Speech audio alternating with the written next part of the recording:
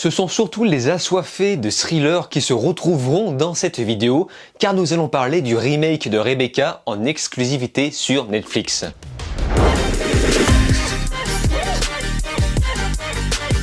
Salut à tous, c'est Vince alias Amir Game et aujourd'hui nous allons parler de Rebecca, réalisé par un certain Ben Whitley qui m'a tout l'air d'être un bon yes man à la botte des producteurs. Et je pense que ça n'aura pas échappé aux plus vieux d'entre nous, mais il s'agit bien sûr du remake d'un classique de notre cher Hitchcock, classique lui-même adapté du roman de Daphné du Maurier. Donc pour le coup, je pense que vous et moi, même ceux qui ne connaissent pas forcément l'original, étaient en droit de se demander si un remake était vraiment nécessaire. Et pour le coup, nous aurons tout le temps d'en parler. Tout d'abord, de quoi parle Rebecca? À Monte-Carlo, une vieille veuve du nom de Madame Edith Van Hopper, accompagnée de sa jeune dame de compagnie, qui sera d'ailleurs le personnage principal, est en séjour où elle croise le veuf riche Maxime de Winter. Ce dernier va séduire la jeune femme pour ensuite l'épouser avant de l'emmener dans son château de Manderley. Et au fur et à mesure, la protagoniste va finir par comprendre que quelque chose de bizarre rôde dans ces lieux. D'une part par ses environnements, mais aussi par le comportement étrange de certains personnages, dont l'énigmatique gouvernante Madame Danvers. Et c'est ainsi que les souvenirs de l'ancienne épouse de Maxime vont refaire surface. Voilà pour résumer. Alors en ce qui me concerne, je sais qu'il y a une énorme fanbase de Hitchcock, notamment les plus vieux d'entre nous, encore une fois. Les plus jeunes forcément ne s'y intéresseront pas plus. C'est pourquoi je trouve ça peut-être intéressant de revoir ce film, ce scénario, avec notre technique d'aujourd'hui. Même si certaines modifications ou rajouts peuvent paraître parfois un peu absurdes. Et la fin de la version 2020 sera quasiment différente de la version de 1940. Mais cela dit, le film arrive toujours à nous faire retranscrire l'idée que la femme est une louve pour les autres femmes. Toujours à peu près les mêmes propos en parfois un peu plus subtil, d'autres moins, et au bout d'un moment j'ai commencé à me dire bon là ça ne sert plus à rien de comparer, ce n'est pas du tout la même chose. Le scénario est presque le même mais la façon de faire est différente.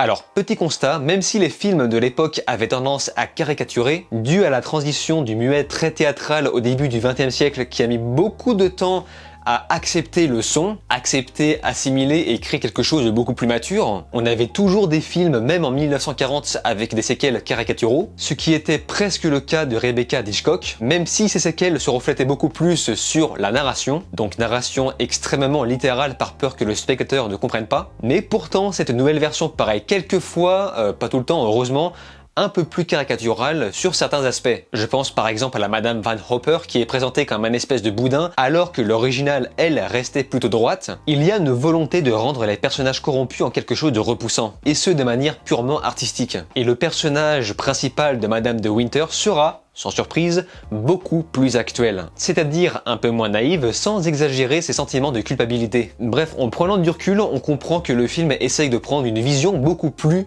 réaliste. Et pas mal de choses sont mieux abordées, comme par exemple la relation de couple entre les deux protagonistes avant de s'épouser. On sent qu'ils ont vécu pas mal d'aventures avant enfin de prendre la décision cruciale du mariage, ce qui a réussi à me mettre plus facilement à l'aise face à ce nouveau film. Ils ont réussi la transition de la narration de l'époque d'avant par rapport à aujourd'hui. L'approche est bien évidemment très différente de la version de 1940 qui, elle, était plutôt lyrique, voire même très noire malgré l'orchestre omniprésent. On surfe beaucoup plus sur du thriller classique dans le format actuel. On va aussi pouvoir se permettre de légèrement sexualiser le film, puisqu'à l'époque c'était tout bonnement interdit, et dans sa façon de faire, ce nouveau long métrage sera globalement mature. Tout est très carré et propre dans sa conception. On a même quelques idées de plans pas trop mal. L'Ariel parvient à apporter sa petite touche de créativité. Disons que les seules choses qui m'ont vraiment agacé, ce sont les prétendus dangers désamorcés, qui rendent le film presque parfois comique. You'll be dressing for dinner, guests waiting downstairs.